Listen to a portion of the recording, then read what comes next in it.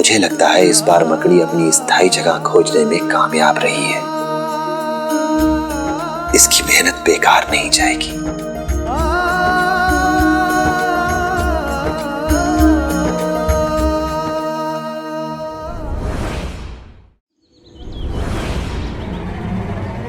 कुलकर्णी सरकार,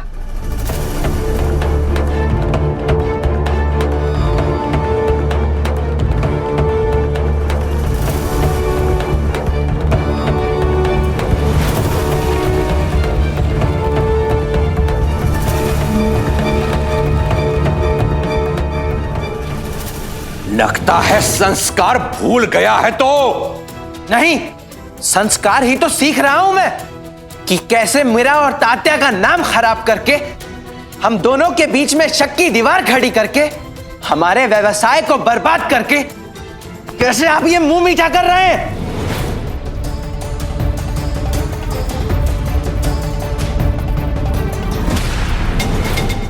हरिओम, इसे सब ज्ञात हो गया। केशव, मां आज आप मुझे नहीं रोकेंगी, बिल्कुल नहीं। मर्यादाएं टूटती है तो टूटने दीजिए, क्योंकि जिन मर्यादाओं का इस्तेमाल अपने स्वार्थ के लिए किया जाता हो, उन मर्यादाओं को तोड़ना ही अच्छा होगा। पहले मुझे लगता था कि हिरण्यकश्यप और प्रहलाद की कहानी झूठी होगी। एक पिता अपनी संतान के साथ ऐसा कभी नहीं कर सकता। लेकिन आज मुझे पता चला कि हिरण्यकश्यप तो आज भी जिंदा है, वो भी मेरे अपने घर में, जो अपनी अहंकार की जीत के लिए, अपने बेटे के मान सम्मान, उसके भविष्य को कत्ल करने के लिए एक क्षण की देरी भी नहीं लगाता। चुप! अपने पिता को पिता शब्द की परिभाषा भी जानते हैं आप? पिता वो होता है जो अपनी औलाद की खुशी में खुश होता है।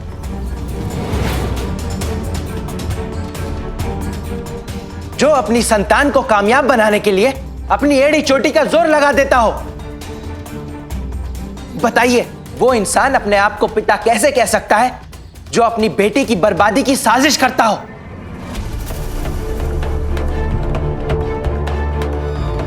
अपने आप को पिता कह के पिता शब्द का अपमान मत करिए आप। केशव बेटा, तुम ये क्या कह रहे हो? बस अंता जी, आप मुझे बेटा कहने का अधिकार खो चुके हैं। मैं जानता हूं तुम दोनों कुलकर्णी सरकार के चमचे हो, लेकिन यह मत भूलो कि मुझे बचपन में तुम लोगों ने गोद में खिलाया है।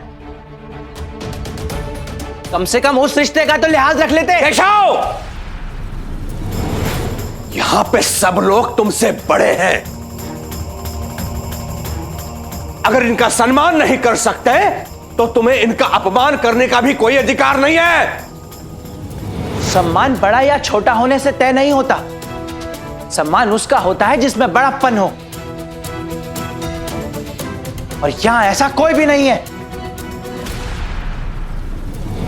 आप बहुत बड़े साहूकार हो सकते हैं, बहुत बड़े मुखिया हो सकते हैं, लेकिन आप एक अच्छे इंसान बिल्कुल नहीं है। आप एक असफल पति हैं, एक असफल पिता हैं, और यह तो मैं पहले से ही जानता था। लेकिन मुझे एक उम्मीद थी कि आप बदलेंगे, आपका यह स्वभाव बदलेगा। लेकिन मेरी इसी उम्मीद का गलत फायदा उठाया आपने। जब मैंने आपसे व्यवसाय करने की बात की तो आपने उस पर झूठी खुशी जाहिर की। मुझे समर्थन देने का दिखावा कर कर मेरी भावनाओं से खेला है आपने। लेकिन आज जो मेरी बची कुछ उम्मीद थी, उस पर भी आपने पानी फेर दिया। बस बस केशव, तुम दादा से ऐसे बात नहीं कर सकते। कोई भी नहीं कर सकता। उन्होंने जो कुछ किया है तुम्हारी भलाई के लिए किया है। उस पाटिल के बेटे के चंगुल से तुम्हें छुड़ाने के लिए किया है। मेरी भलाई के लिए आत्या? इन्होंने अपने जीवन में अपने अलावा किसी और के बारे में सोचा है कभी? जब से मैंने होश संभाला है तब से ही, उसी क्षण से मुझे इनकी सच्चाई पता चल गई थी। अपना पैसा, अपनी इज्जत, सब कुछ अपना, यह इनकी वास्तविकता है। और आपके भाई आपके साथ इसलिए अच्छा व्यवहार कर रहे हैं क्योंकि आज तक आप उनके कभी विरुद्ध नहीं गई। आपने हमेशा वैसा ही किया है जैसा आपके दादा ने चाहा है। लेकिन मैं आपको यह लिख कर देता हूं आत्या, जिस दिन आपने अपनी मर्जी का कुछ किया ना, यह आपके भी विरुद्ध हो जाएंगे।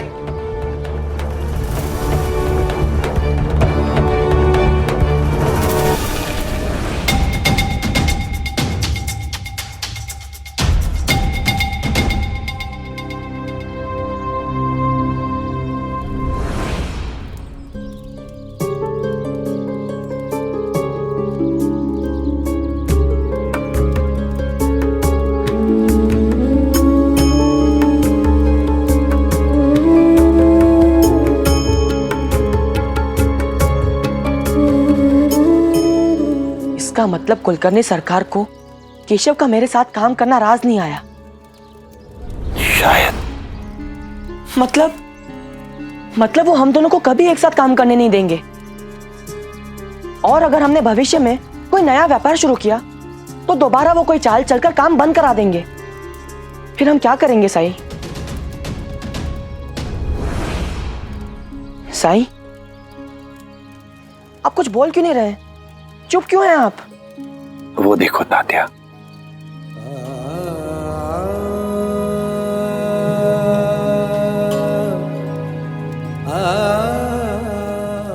मकड़ी। हाँ,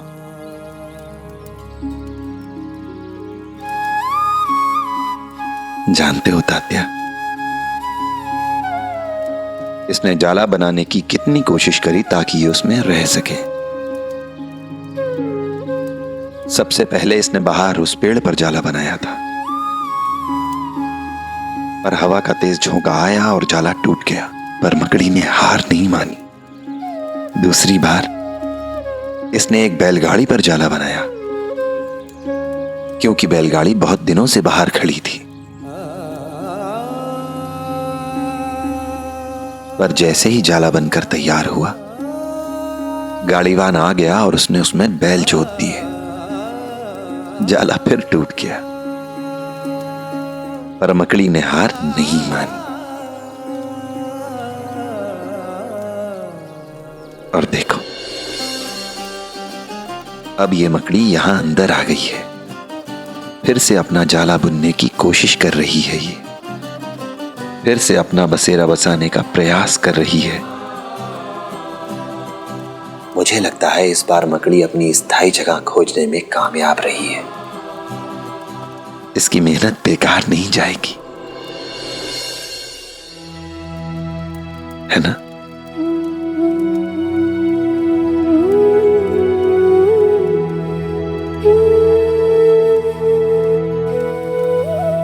जी साईं।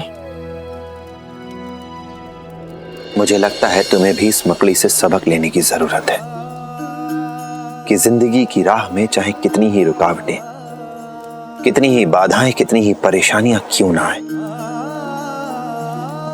लेकिन कभी हार नहीं माननी है, उम्मीद नहीं छोड़नी है कभी,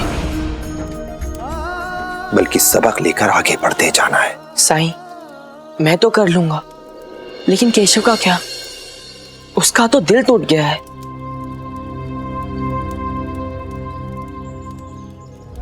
केशव के पिता ने उससे बहुत बड़ा धोखा किया है, और एक दोस्त होने के नाते तुम्हें उसे विश्वास दिलाना है कि केशव, तुम फिर से जीत सकते हो।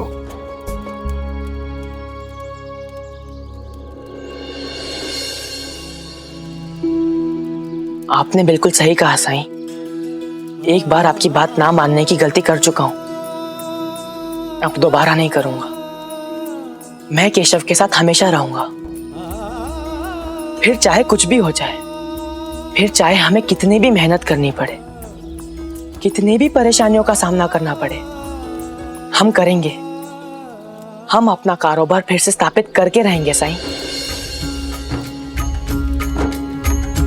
वो कहते हैं किस्मत जिसको कर्म का फल है, जीवन में कर्म योग का मार्ग ही अटल है। जो कुछ है हाथ में तेरे एक यही पल है, अच्छे कर्म किए जाए तो जीवन सफल है। ओम साई ओम साई ओम साई ओम साई ओम साई ओम साई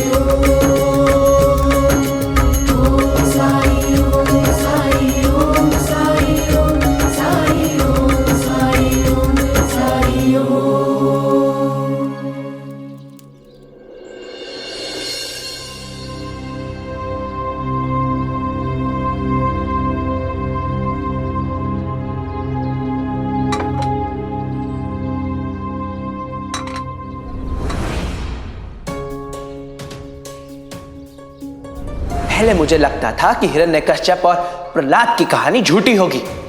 एक पिता अपनी संतान के साथ ऐसा कभी नहीं कर सकता।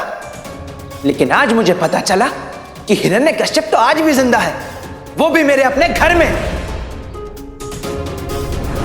पिता वो होता है जो अपनी औलाद की खुशी में खुश होता है।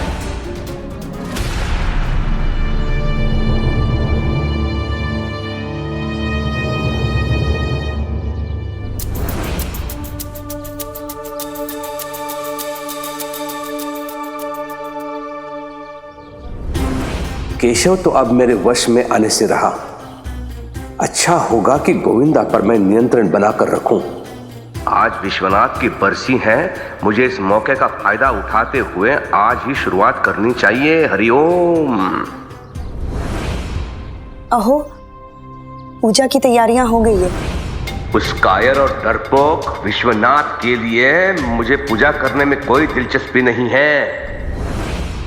हरिओम हरिओम। आज पूजा मैं नहीं, गोविंदा करेगा। उसे कहाँ आते हैं विधि विधान दादा? अरे मैं हूं ना, मैं सिखाऊंगा इसे। बैठो गोविंदा। हरिओम हरिओम। दिया जलाओ।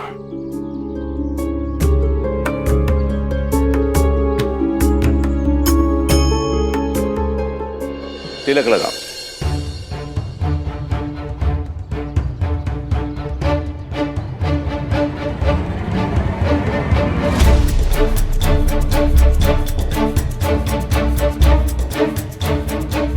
अब हाथ जोड़ के भगवान से प्रार्थना करो कि तुम्हारे पिता को मोक्ष मिल जाए।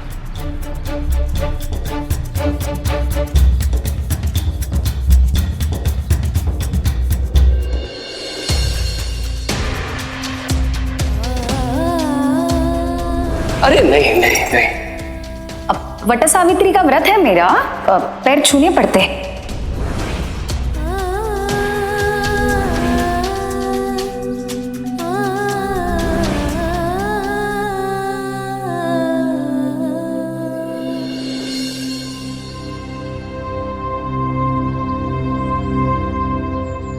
वही गोविंदा को नाश्ता करा देना। नहीं आई, आज आप मुझे नाश्ता कराएंगी। क्यों? वहीनी आ गई है ना। जब नहीं थी तो बात अलग थी, अब वहीनी आ गई तो वहीनी नाश्ता कराएगी। वैसे भी बहुत नखरे उठा चुकी हूं मैं तुम्हारे, अब नहीं। जाओ। आओ गोविंदा, आज मैंने तुम्हारे पसंद के व्यंजन बनाए हैं। चलो मेरे साथ, आओ।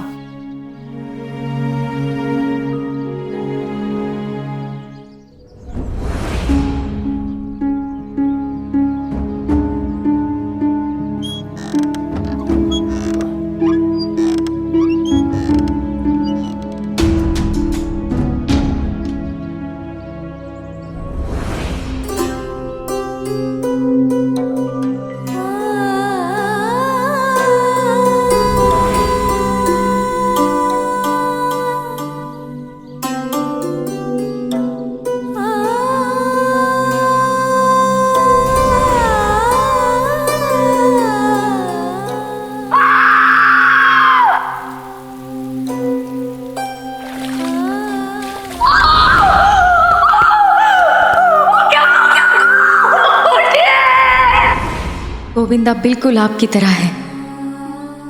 उसे देखकर मुझे आपकी बहुत याद आती है और फिर मैं बहुत परेशान होती हूँ कि अब आप हमारे साथ नहीं हैं।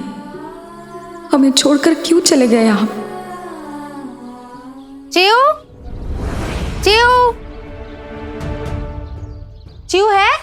जी, मैं ही चिऊ हूँ।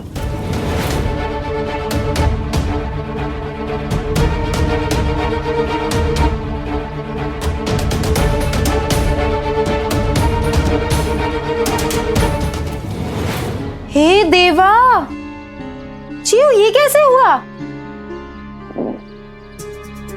आप कौन हैं? मुझे नहीं पहचाना?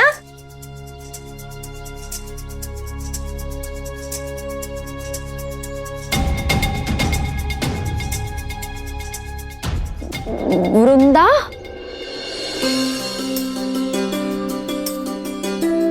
अरे वृंदा, तुम कैसे हो तुम? मुझे तो विश्वास ही नहीं हो रहा है। तुम इतने साल कहाँ थी तुम आओ आओ आओ। दादा, दादा, दादा। क्या है चू? अरे अरे देखो कौन आया है। कौन आया है?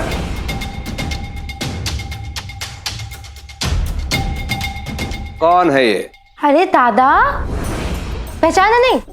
मैं वृंदा, जिसे बचपन में आप बटबोली कहते थे और चिऊ को मुझसे मिलने नहीं देते थे। ये कह करके ऐसे फटीचर लोगों से दोस्ती नहीं करते। क्या? फटीचर? अब याद आया?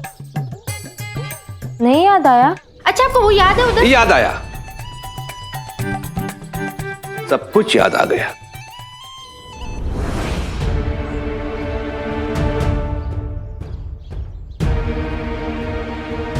प्रतीत होता है कि इस बड़बोली के भाग्य खुल गए हैं।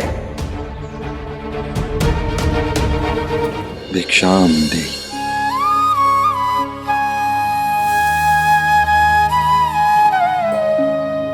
राम जी भला करें।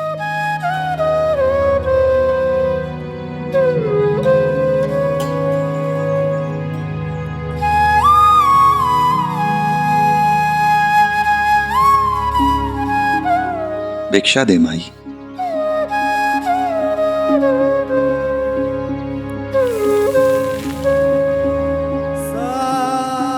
राम जी भला करे। अरे आइए ना, बाहर क्यों खड़े हैं? बैठिए यहाँ। ये मेरे पति है विघ्नेश, इन्हें ही शिरडी में कुछ काम है।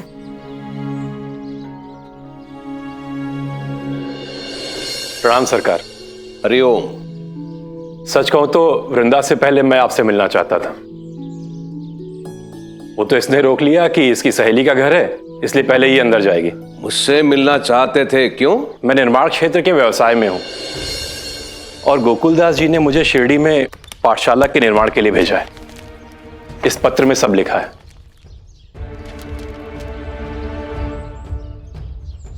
वैसे गोकुलदास जी ने यहां सारे इंतजाम कर दिए हैं, बस आप अनुमति दीजिए तो अभी से काम शुरू हो जाएगा।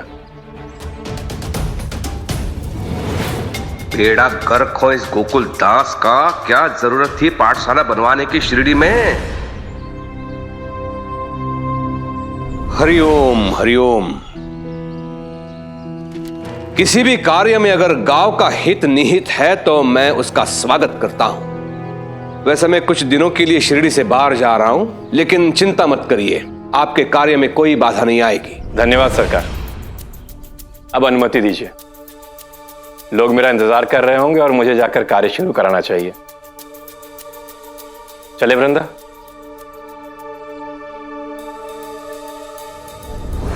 तेरे दादा के जाने के बाद मैं फिर से आऊंगी। अच्छा दादा, चलती हूँ, आती रहूंगी।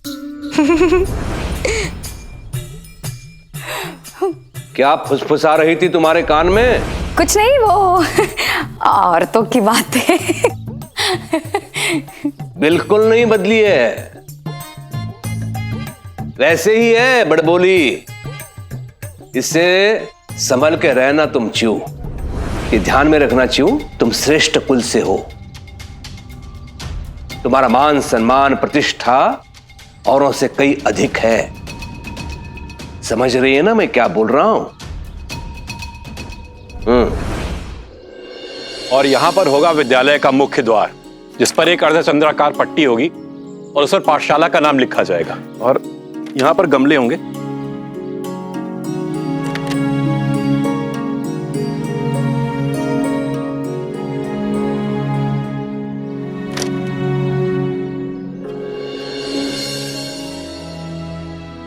साहब, सामान रख दिया।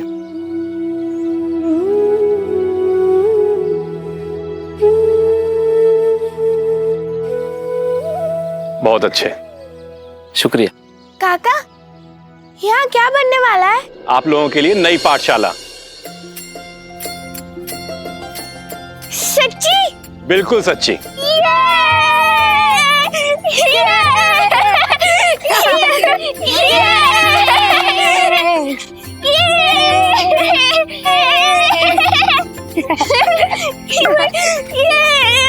अरे वाह, बहुत खुश लग रहे हो तुम लोग। किस बात की खुशी मनाई जा रही है? आपने हमें श्रद्धा से बुरी रखने के लिए कहा था, आज उसी का फल मिल रहा है। देखिए, यहाँ पर हमारे लिए एक नई पाठशाला बनाई जा रही है।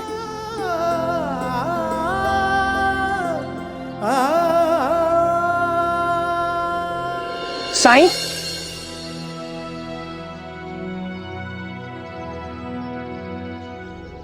क्या आप लोग बता सकते हैं साईं कहाँ मिलेंगे?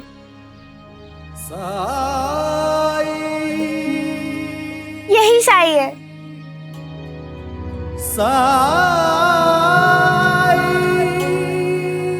आइए। साईं, हम तीनों बचपन के दोस्त हैं। जब हम बच्चे थे तो हमने अपना बचपन एक साथ बिताया, एक साथ खेले कूदे, एक साथ पढ़ाई की, पाठशाला गए। साईं, हमने सब कुछ एक साथ सीखा, एक साथ किया। भगवान की दया से हमारा परिवार भी संपन्न था, इसीलिए हमारा बचपन खुशियों से बीता। और पढ़ लिख कर साईं हम बड़े हुए, और सभी माता पिता की तरह हमारे माता पिता भी हमसे अपेक्षा करने लगे। हाँ, वो गलत भी नहीं थे। हम भी मुकाम हासिल करना चाहते थे अपनी जिंदगी में, और हमने उन मुकाम हासिल करने के लिए कठिन परिश्रम शुरू कर दिया साईं। और कुछ ही समय में हमारे सपने साकार हुए। एक कामयाब इंसान के पास जो कुछ होना चाहिए वो सब कुछ है हम तीनों के पास। घर बार, घोड़ा गाड़ी, नौकर चाकर, सब कुछ। लेकिन भागदौड़ भरी जिंदगी में हम तीनों का आपस में मिलना जुलना ही छूट गया। सच कहूं तो सब कुछ होने के बाद भी हमारी जिंदगी में वो खुशियां नहीं है जो बचपन में हमारे पास हुआ करती थी। अभी हाल ही में हम तीनों की मुलाकात दोस्त की शादी में हुई, और बातचीत के बाद हमें यह एहसास हुआ कि हम तीनों एक सा महसूस कर रहे हैं। कुछ तो कमी है जिसकी वजह से हम खुश नहीं हैं। और सच तो यह है साईं कि बीतते समय के साथ साथ हमारी जिंदगी में एक अकेलापन सा भरता जा रहा है। साईं, आप हमें बता सकते हैं कि ऐसा क्यों हो रहा है हमारे साथ? सिर्फ इसका जवाब जानने के लिए तुम लोग इतनी दूर यहाँ मेरे पास आ गए? जी साईं, शादी में हमारी मुलाकात शिरडी के एक लड़के से हुई थी जो अपने मामा के साथ वहां आया था। उसका नाम केशव। हाँ, केशव था। हाँ साईं, उसी ने आपके बारे में बताया। उसने कहा सिर्फ और सिर्फ आप ही हमारी उलझनों को दूर कर सकते हैं। और इसलिए साईं हमने फैसला किया कि घर जाने के पहले आपसे मिलकर जाएं, और हमारी जिंदगी में जो खुशियां खो गई हैं उन्हें वापस पाने का मूल मंत्र आपसे लेकर जाएं। हाँ साईं, नहीं तो वापस जाकर फिर से वही 99 के चक्कर में लगे रहेंगे, और उससे हमें वो खुशी नहीं मिलेगी जिसकी हमें तलाश है। दूंगा, तुम्हारे प्रश्नों के उत्तर जरूर दूंगा, पर उससे पहले तुम्हें मेरी एक काम में मदद करनी होगी। जरूर साईं, बताइए क्या कर सकते हैं हम आपके लिए? खाना बनाना होगा।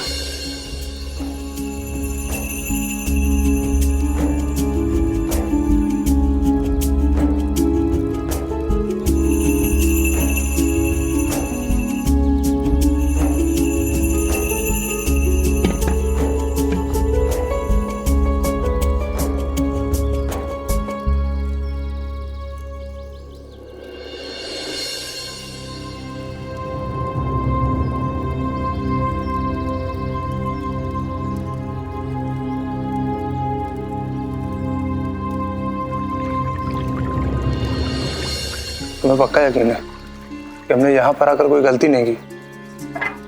तब खाना बनाने से हमें हमारे सवालों के जवाब कैसे मिल जाएंगे? अब जब यहाँ आ ही गए हैं तो साईं जो कह रहे हैं वो कर देते हैं।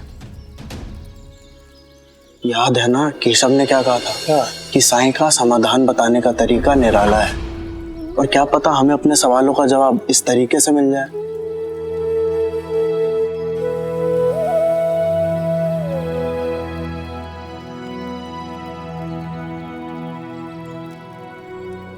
ये लो, सब्जी काटो।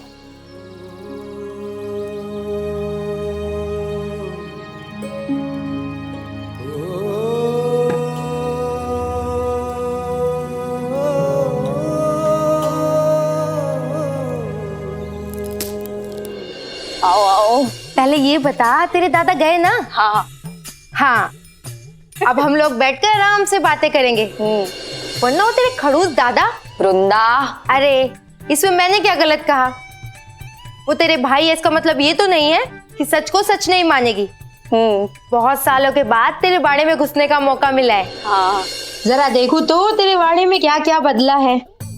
ये तख्त अभी तक यहीं का यहीं है, और ये वही पुरानी खाट है ना? और इन दीवारों का रंग वैसा का वैसा ही है। अरे बाप रे, ये अभी तक यहीं पर है। सारा सामान पुरानी वाली जगह पे रखा हुआ है, यहाँ तक कि किसी भी सामान की जगह बदली नहीं है। वो क्या है ना, दादा को बदलाव बिल्कुल पसंद नहीं है ना, इसीलिए। अब समझी, बदलाव तो तब आएगा जब उसके लिए पैसे खर्च करने होंगे, और तेरे दादा तो सिर्फ लेना जानते हैं, देना तो उनके शब्दकोश में है ही नहीं। वो कहावत थी ना, चमड़ी जाए तो जाए लेकिन दमड़ी ना जाए। वृंदा, इनसे मिलो, ये है मेरी वैनी, रुक्मिनी वैनी। प्रणाम। प्रणाम। माफ कीजिए बहिनी, वो क्या है ना कि मुंह फट्टू, बोलने से पहले कुछ सोचती नहीं हो। कोई बात नहीं, आप लोग खाइए ना, मैं गोविंदा को कुछ खिला देती हूँ। लो लो खाओ।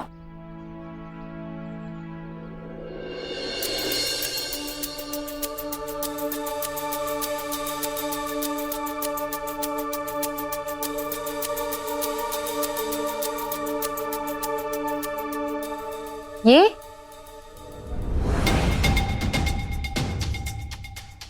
मेरे पति की तस्वीर है। आज उनकी 9वीं बरसी थी ना। इतनी कम उम्र में क्या हुआ था? अब बड़ी लंबी कहानी है, तो फिर कभी सुनाऊंगी। तुम बताओ, अपने बारे में बताओ ना। क्या बताऊं? चल बता ही देती हूँ। पूना में हमारा इससे भी बड़ा वाड़ा है, 2 प्यारे प्यारे बच्चे हैं, अभी अपने दादा दादी के पास हैं। अच्छा तू बता, तेरे कितने बच्चे हैं? एक है गोविंद, ये है मेरा लाडला बेटा गोविंदा। गोविंदा, मैं खाना खा रहा हूँ आई। बहुत शरारती है। गोविंदा, यहाँ आओ। मैं खाना छोड़कर नहीं आऊंगा आई।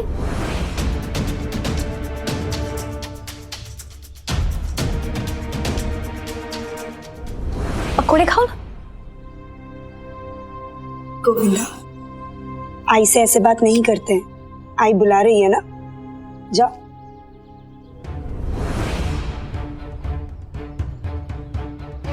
अरे खाओ ना। गोविंदा मेरा बेटा। गोविंदा बहुत प्यारा बच्चा है। हो गया ना? हा? खुश? अब मैं जाऊं मामी जी के पास? जाओ जाओ।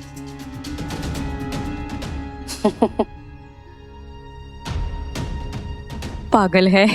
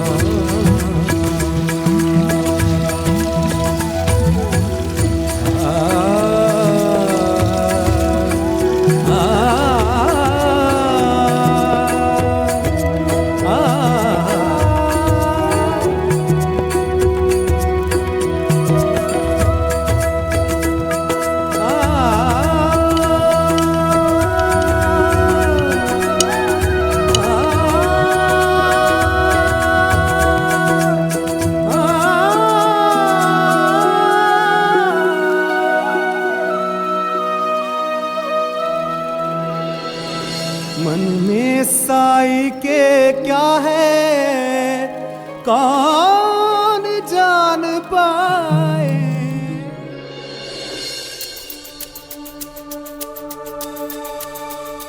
एक बात बता, वही नहीं तेरे बेटे को पाल रही है ना? गोविंदा की देखरेख वही कर रही है ना? क्योंकि जहां तक मैं तुझे जानती हूँ, तुझे तो बच्चे पसंद नहीं थे। मेरी सलाह माने की चीज, आज जो तेरे हालात है ना, उसके हिसाब से तुझे भविष्य के लिए बहुत सावधान रहने की जरूरत है। मैं समझी नहीं। जरा अपने बारे में सोच। देख, कहना नहीं चाहिए, लेकिन तू मेरी सहेली जो है और मुझे तेरी फिक्र भी है, इसलिए कह रही हूँ। तेरे पास अपना कहने के लिए है ही कौन? सिर्फ तेरा एक बेटा गोविंदा ही तो है। एक विधवा औरत को कभी भी अपनी संतान की देखरेख को अनदेखा नहीं करना चाहिए। अब पति जो था वो भगवान ने छीन लिया, तेरे पास अब बचा ही कौन? तेरा इकलौता सहारा तेरा बेटा गोविंदा ही तो बचा। उसे भी अपने से दूर किए हुए है। ऐसी गलती मत कर। भविष्य में जब भी तुझे उसकी जरूरत पड़ेगी ना, वो तेरे पास नहीं आएगा, वो उसके पास जाएगा जिसे उससे प्यार मिला है। वो अपनी मामी के पास जाएगा, और अभी भी तो वो तेरी नहीं अपनी मामी की तो सुन रहा है। भगवान जाने भविष्य में क्या होगा।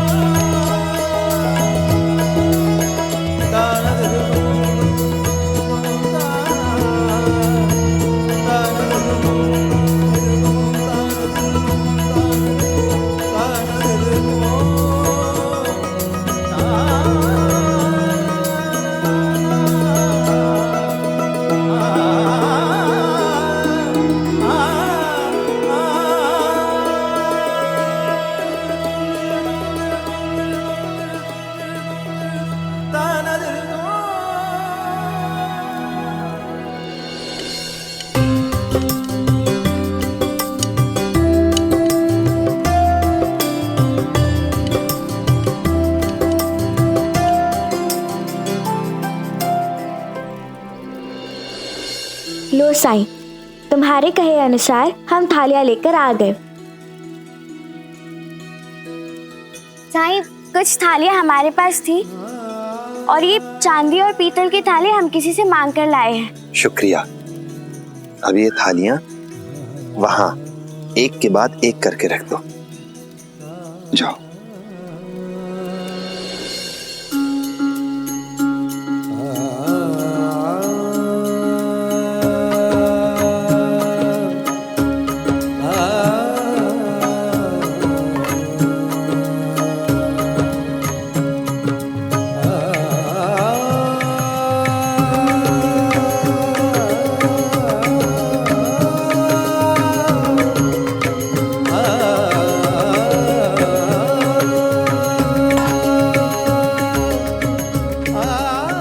हो गया साईं।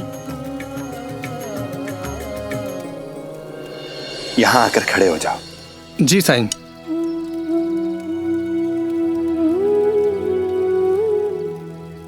जी साईं। और क्या करना है साईं? बचपन में तुम लोगों ने आपस में दौड़ तो जरूर लगाई होगी। जी साईं, बड़ा मजा आता था आपस में दौड़ लगाने में। और मैं हमेशा प्रथम आता था। हाँ, लेकिन पीछे से। आज भी तुम्हें कुछ वैसा ही करना है। वहां सामने रखी थाली में से तुम्हें एक थाली दौड़कर उठानी है। पर हां, याद रहे कि इससे जीत हार का फैसला नहीं होगा। जो जिस थाली को उठाएगा उसे भोजन उसी थाली में मिलेगा। ठीक है?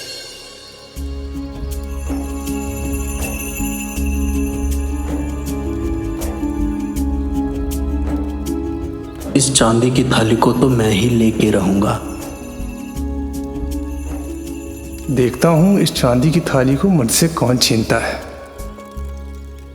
तो तैयार? जी साईं।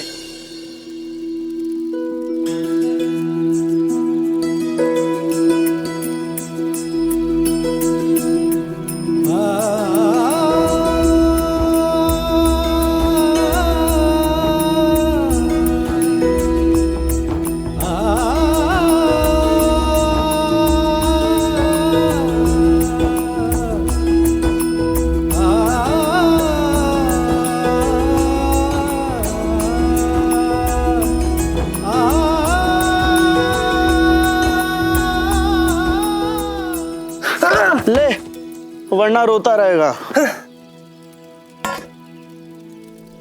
हमने थाली ले ली साईं। तो खाना खाने बैठ जाओ। आओ।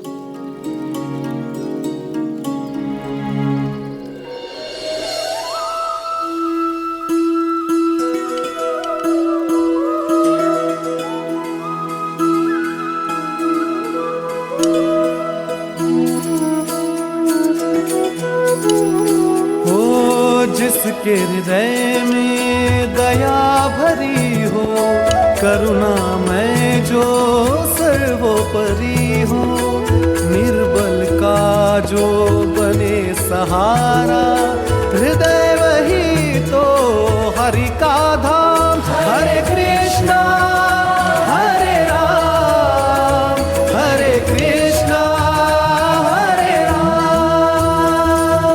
जाति धर्म का भेद नहीं हो, मानवता में छेद नहीं हो, टंटा बखेड़ा खेद नहीं हो, तीर्थ वही है पावन ग्राम।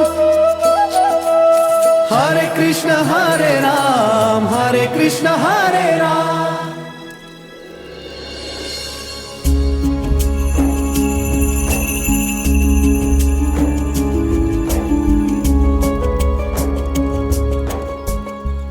शुरू करो। हे देवा, दोपहर होने को आई है और मैं अभी तक यहीं पर हूँ।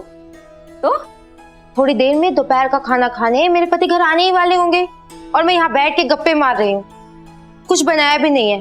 अच्छा चिऊ, मैं चलती हूँ। दोबारा आना। हाँ, मैं तो आती रहूंगी, लेकिन कल तू भी मेरे घर आना। अरे मैं कैसे आ सकती हूँ? गोविंदा के बाबा के स्वर्गवास के बाद मैंने कभी इस वाड़े से बाहर कदम नहीं रखा है। क्या बात कर रही है? लेकिन क्यों? क्योंकि नहीं रखा है। अब दादा को पसंद नहीं है कि मैं कहीं आऊं जाऊं। वैसे मैं ज्यादा रीति रिवाज नहीं पालती, मगर कुछ चीजें हैं जो दादा के लिए। मैं कुछ नहीं सुनने वाली। कल तुझे आना ही होगा। वैसे भी तेरे दादा तो यहाँ है नहीं, तो तुझे कोई रोकने वाला भी नहीं है, ना ही तुझे किसी से अनुमति लेनी है। अच्छा, अकेली नहीं आ सकती ना? तो ठीक है, कल मैं खुद आऊंगी और तुझे अपने साथ अपने घर ले जाऊंगी। तू बस तैयार रहना। मैं चलती हूँ। वरुंदा, वरुंदा, मैं कुछ नहीं सुनने वाली, बस तैयार रहना। अरे मैं कैसे घर से बाहर जा सकती हूँ? वो देख चिड़िया। कहाँ? भूख कड़ी रहेगा तू। बचपन में भी मेरी थाली से उठाकर ऐसे मीठा खा लेता था, पेटू कहीं का। अरे ये क्या कर रहा है? अभी भी सब्जी नहीं खाता क्या? हाँ, नहीं खाता।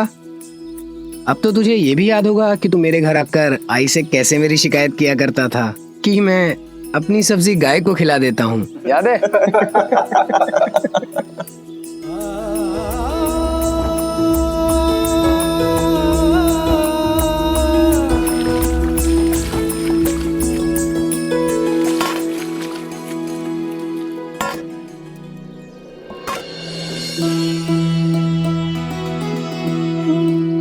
अब कैसा महसूस कर रहे हो?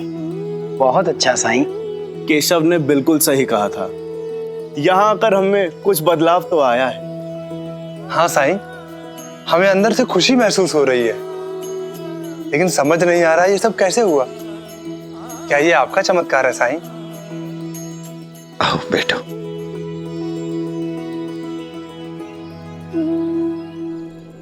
सच तो ये है कि मैंने कुछ नहीं किया है। मैंने तो सिर्फ तुम्हें साथ समय बिताने का मौका दिया, बस। और देखो क्या हुआ। जब तुम सब साथ मिलकर सब्जियां काट रहे थे, कितने खुश थे तुम, जीवन के हर पल का आनंद ले रहे थे। लेकिन जैसे ही मैंने तुमसे थालियां उठाकर लाने के लिए कहा, तुम सबके मन में प्रतिस्पर्धा की भावना आ गई। दूसरे के सामने खुद को श्रेष्ठ साबित करने का भाव आ गया। पर ऐसा हुआ क्यों? थाली चाहे सोने की हो या चांदी की, तांबे की, पीतल की, या सिर्फ एक पत्ता ही क्यों ना हो, थाली बड़ी हो, छोटी हो, कीमती हो या सस्ती हो, इससे भोजन के स्वाद पर कोई फर्क नहीं पड़ता, पर अक्सर हम थाली पर ही अपना ध्यान केंद्रित करते हैं। भोजन के स्वाद को, उसके जायके को भूल जाते हैं। हम ये भूल जाते हैं कि हमारे लिए भोजन महत्वपूर्ण है, ना कि थाली। और इन्हीं थालियों की आपाधापी में हम अपनों से, अपने परिवार से, अपने दोस्तों से, उन लोगों से बहुत दूर हो जाते हैं। उन लोगों के लिए समय नहीं निकाल पाते जिनसे मिलकर हमें सच्ची खुशी मिलती है, जो सच में हमसे बहुत प्यार करते हैं। फिर एक समय ऐसा आता है जब हम अपने आप को बहुत अकेला महसूस करते हैं। असुरक्षा की भावना हमारे अंदर जन्म ले लेती है। इसलिए याद रखो, हमें उन लोगों के साथ समय बिताना चाहिए जिनसे मिलकर हमें सच्ची खुशी मिलती है, अच्छा लगता है हमें।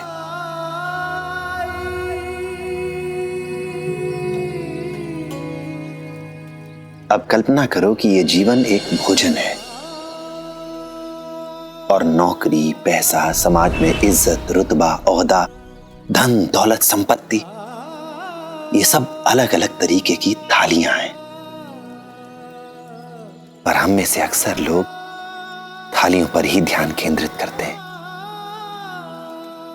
वो जीवन का स्वाद लेना, उसका जायका लेना भूल जाते हैं। अच्छा, एक बात ईमानदारी से सोचो और जवाब दो। बीते वर्षों में तुम लोगों ने एक दूसरे के लिए कितनी बार समय निकाला, या कितनी बार एक दूसरे से मिलने के लिए, साथ समय बिताने के लिए विचार किया तुमने?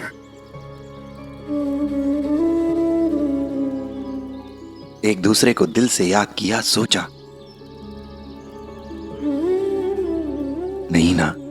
और जब कभी भी ऐसा सोचा होगा तो हमेशा कोई जरूरी काम आ जाता होगा। ठीक कह रहा हूं ना मैं?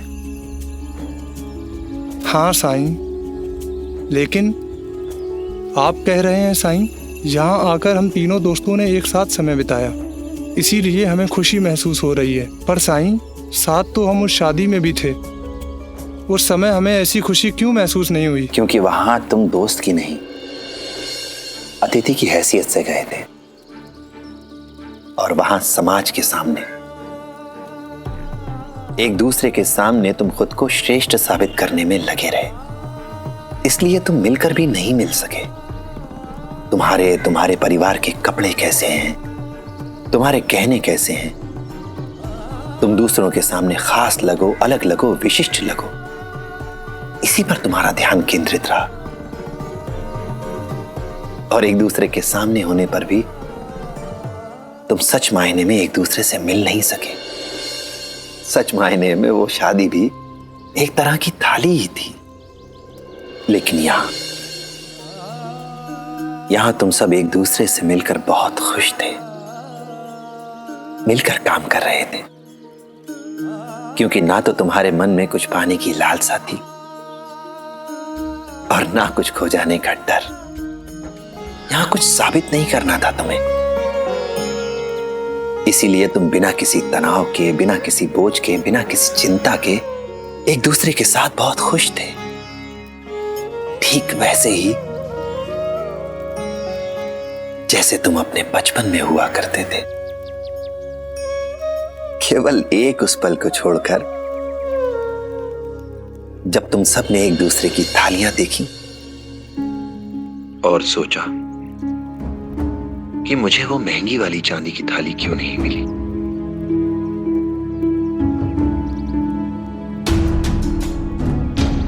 कर्म करने के लिए मना नहीं कर रहा हूं, प्रतिस्पर्धा या परिश्रम करने के लिए भी मना नहीं कर रहा हूं मैं, पर महत्वाकांक्षा की कोई सीमा तो निर्धारित करोगे ना। और अगर उसकी भी सीमा निर्धारित नहीं करते हो तो कोई बात नहीं, ये तुम्हारा जीवन है और तुम इसे अपनी तरह से जीने के लिए पूरी तरह से आजाद हो। लेकिन फिर जिंदगी से भी कोई गिला शिकवा मत करो। अगर तुम्हें चुनना है कि तुम्हें क्या चाहिए, तो उसकी कीमत चुकाने के लिए भी तैयार रहो। याद रखना, अगर जीवन में थालियां बटोरते रहे तो एक समय में कबाड़ ही जमा होगा। पर ये यादें जिंदगी की कड़ी धूप में रूह को सुकून पहुंचाने वाली छांव बन जाती हैं।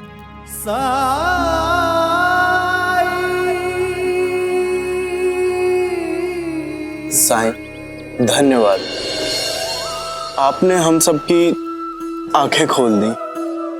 हाँ साईं, आपने बिल्कुल ठीक कहा। हमें आज भी वही चीजें खुशियां देती हैं जिन्हें पाकर हम बचपन में खुश हो जाया करते थे। जिनसे हम प्यार करते हैं, उनके साथ समय बिताना, उनके साथ हंसना, उनके साथ काम करना ही तो हमें खुशियां देता है। और हम तो इसे ही बेमतलब समझ बैठे थे। दरअसल यही तो हमारे लिए मायने रखता है। शुक्रिया साईं, आपने हमें खुश रहने का मंत्र दे दिया। हमें हमारे सभी सवालों के जवाब मिल गए। राम जी भला करें। मेरे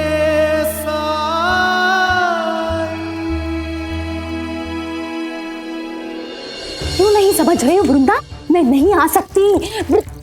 चिऊ, चप्पल पहन। मैं कुछ नहीं सुनूंगी। पहन तू। पहन ली कुछ। अरे वही इसे समझाओ, ये मेरी बात मान ही नहीं रही है। वही नहीं, अगर समझाना है तो इसे समझाइए। आखिर इसमें बुराई क्या है? अपने सहेली के घर जाने में, अपने लोगों से मिलने में।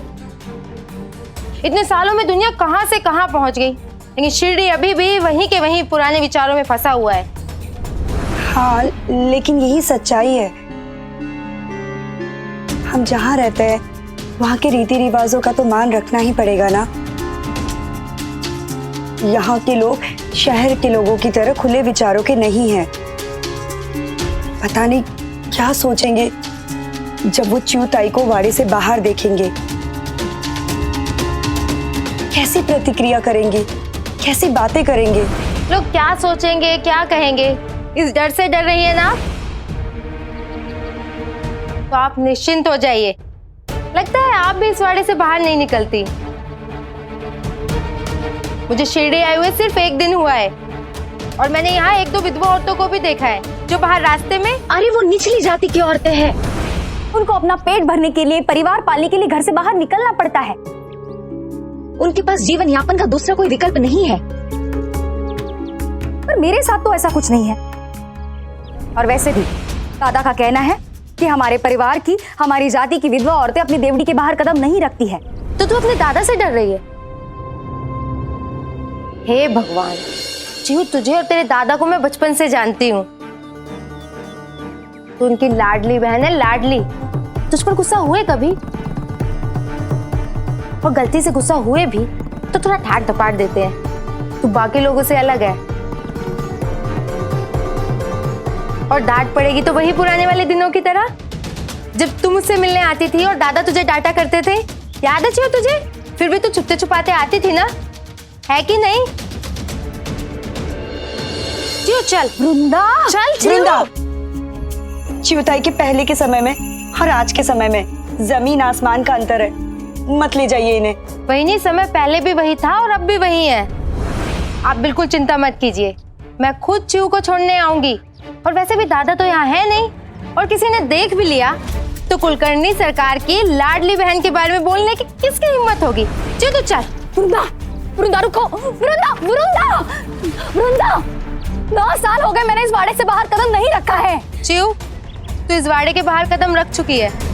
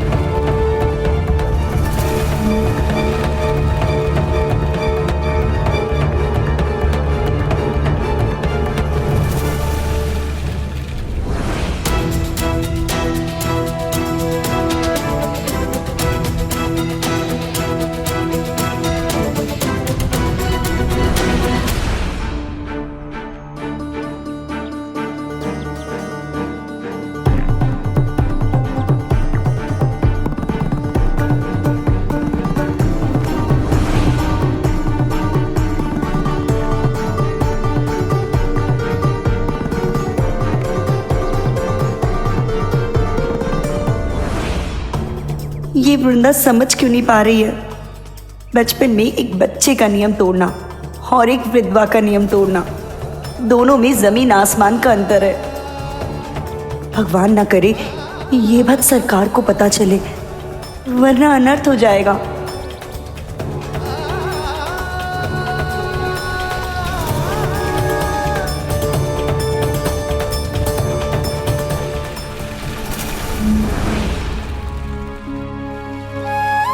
प्रणाम साईं। राम जी भला करे।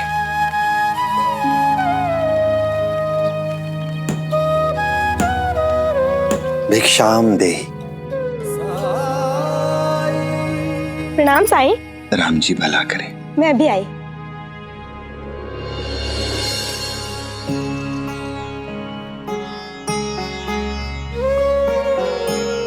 क्या आज आप इसके बदले मुझे बताशे दे सकती हैं? आज मेरा मीठा खाने का बहुत मन कर रहा है। जरूर साईं, पहली बार तो आपने मुझसे कुछ मांगा है।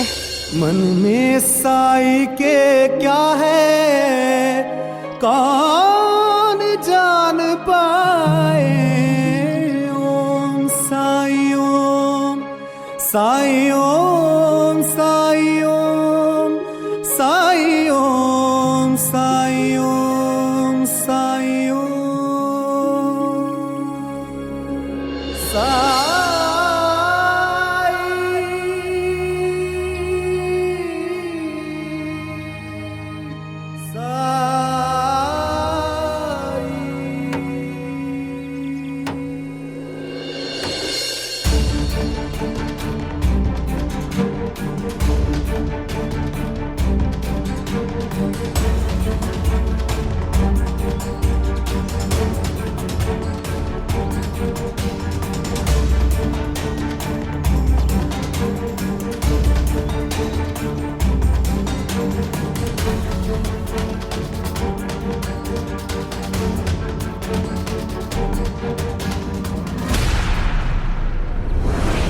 मैं बेवजह तो नहीं घबरा रही थी, बाहर तो सब सामान्य ही लग रहा है।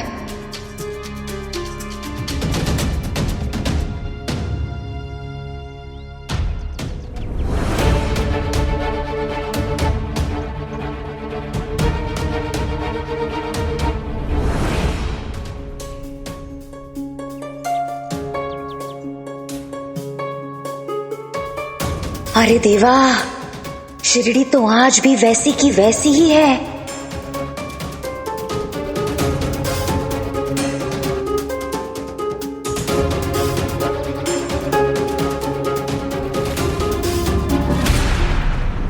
ये तो कुलकर्णी सरकार की विधवा बहन चिऊताई है ना? ये घर के बाहर क्या कर रही हैं?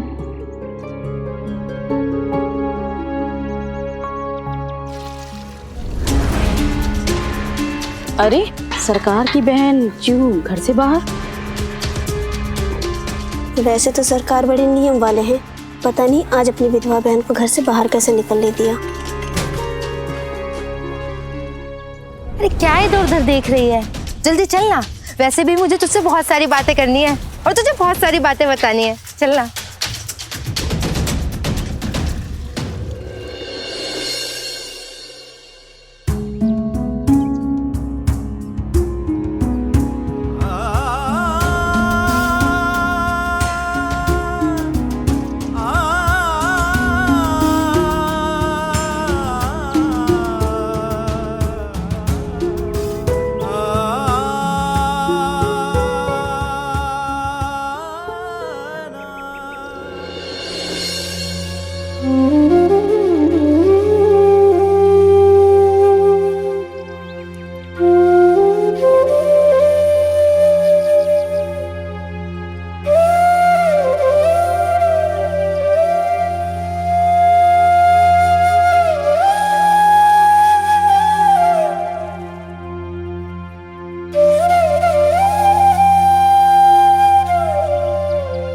अरे हटिए, क्यों बीच में खड़े आप लोग?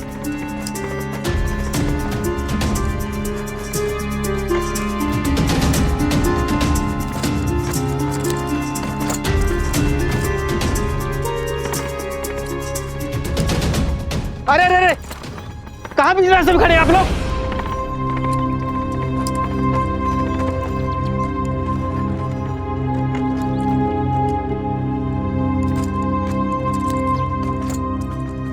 क्या मैं आपकी कुछ मदद करूं?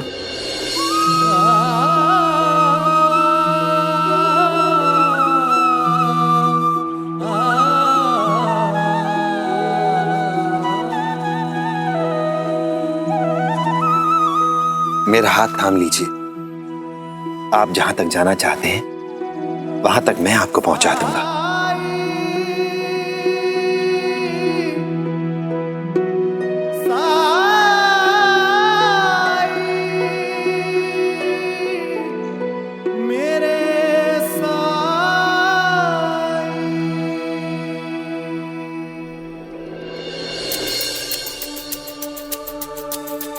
इतनी सारी साड़ियाँ? तू शिरडी में हमेशा के लिए रहने आई है क्या? अरे नहीं रे, बस पाठशाला का निर्माण होने तक रहूंगी यहाँ। फिर इतने सारे कपड़े? अब क्या करूं, आदत से मजबूर हूँ। कपड़ों और गहनों का बड़ा शौक है मुझे। ये देख,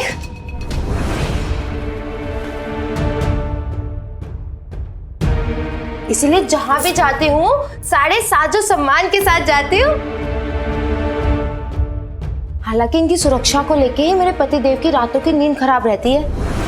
मुझे समझाते भी है, लेकिन मैं उनकी एक नहीं सुनती।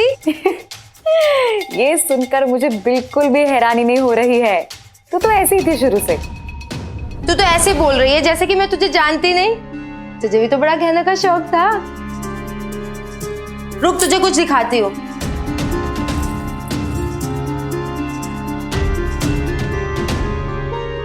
ये देख,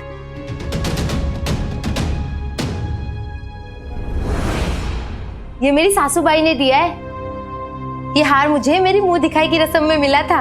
रुक, तुझे पहन के दिखाती हूँ।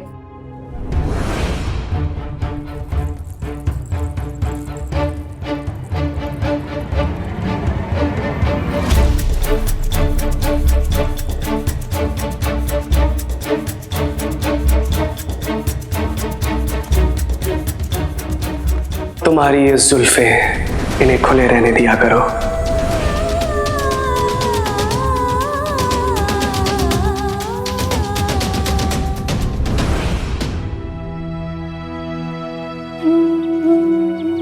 भगवान तुम्हारा भला करे बेटा।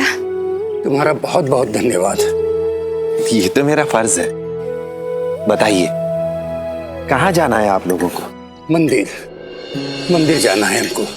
हम लोग भजन गायक हैं, किसी मंदिर तक पहुंचा दो हमको। भजन गा के 2 पैसे कमाने आए हैं हम यहाँ।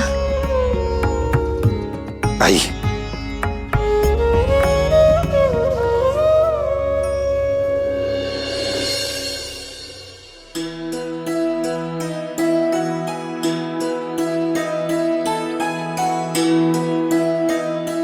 ये लीजिए, आ गया आपका मंदिर।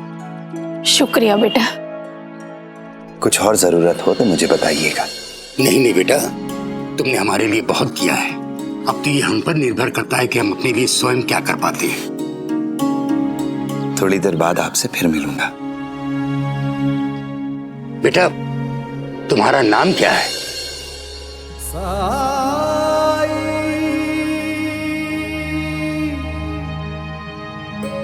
वैसे लोग मुझे साई कहते हैं।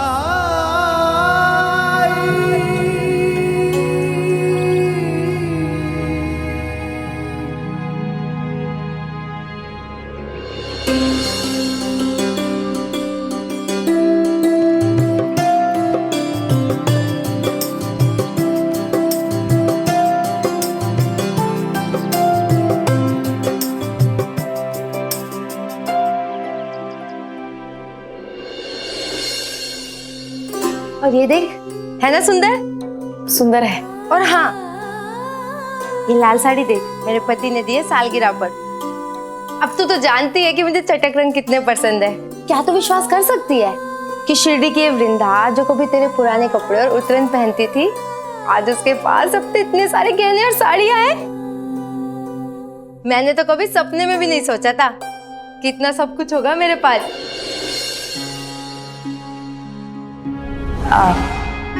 आहो।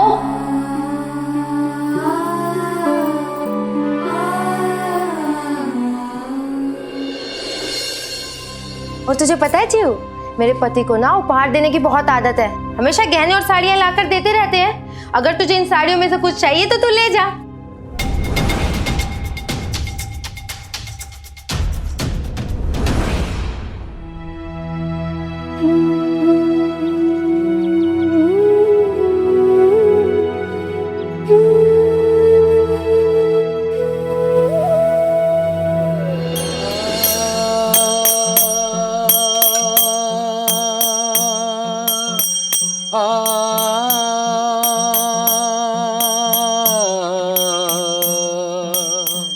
अंतर मन की आह सुनो रे,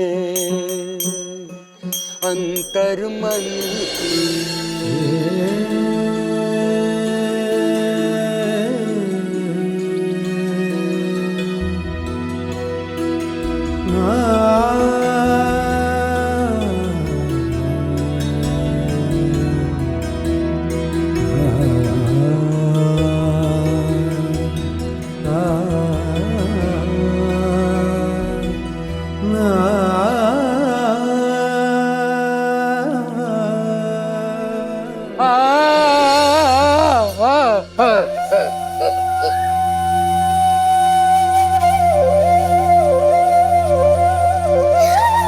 रोइए मत, उम्मीद मत छोड़िए। भगवान के घर पे है, वहां देर है, अंधेर नहीं है। धीरज रखिए, सब अच्छा होगा, सब अच्छा होगा।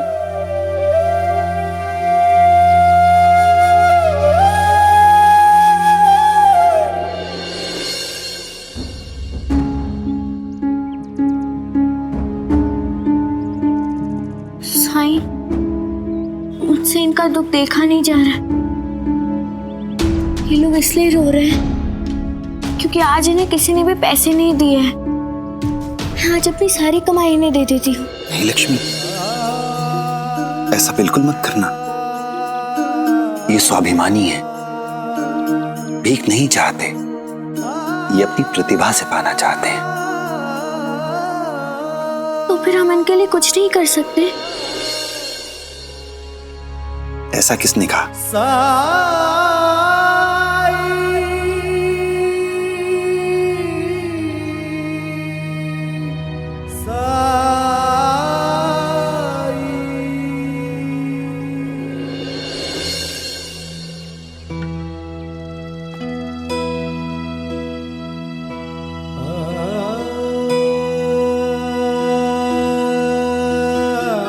इतनी सी थी मेरी पोती, जब मेरा बेटा, मेरा इकलौता बेटा और मेरी बहू हमें इस दुनिया में बेसहारा छोड़कर चले गए। अब तो पोती बड़ी भी हो गई है, 1-2 साल में उसकी शादी भी करना है। लेकिन शादी में बहुत पैसा खर्चा होता है, उसकी शादी में कोई कमी ना हो, इसलिए हम पैसे इकट्ठा कर रहे हैं। इस उम्र में गांव-गांव घूमकर मंदिरों में भजन गाकर पैसे इकट्ठा कर रहे हैं ताकि शादी में कोई कमी ना रह जाए। हम बहुत गरीब हैं साईं, एक एक पैसा हमारे लिए अहमियत रखता है। इसीलिए हम लोग हर जगह पैदल सफर करते हैं ताकि ज्यादा से ज्यादा पैसा बचा पाएं। इतने सालों की मेहनत के बाद भी हम वो रकम नहीं जोड़ पा रहे हैं जो शादी के लिए पर्याप्त है। गायकी एक बेहतरीन विधा है जिसमें गाने वाले के मन को गाकर तृप्ति मिलती है और सुनने वाले के मन को सुनकर। पर गायकी में यह महत्वपूर्ण है कि गायक जो कुछ भी गाए उसे दिल से गाए, मन से गाए, तभी उसकी आवाज श्रोता के मन को छू पाती है, सुनने वाले के दिल में उतर पाती है। इसलिए आप जो कुछ भी गाएं वो ये सोचकर ना गाएं कि आपको पैसे कमाने के लिए गाना पड़ रहा है, बल्कि इसलिए गाएं कि आपको अपने जज्बात सुनने वाले के दिलों तक पहुंचाने हैं, उनके मन को छूना है आपको। तभी तो लोगों से नाता जुड़ेगा।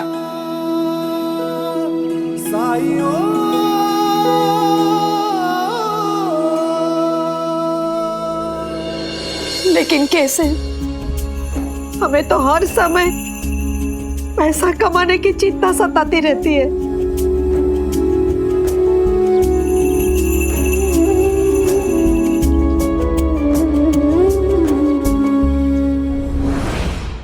धार्मिक वीडियो सबसे पहले देखने के लिए हमारे चैनल को सब्सक्राइब करें और बेल आइकन दबाएं।